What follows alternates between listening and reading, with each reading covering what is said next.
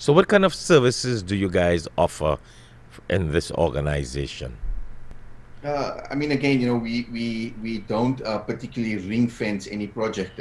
It's where there is a need, we try and get involved.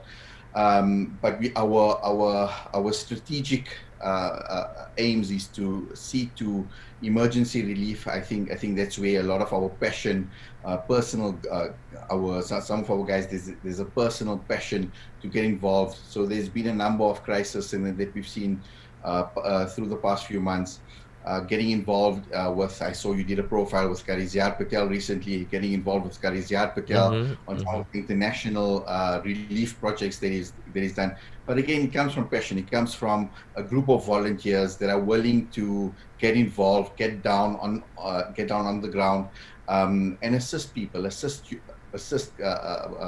some of our communities.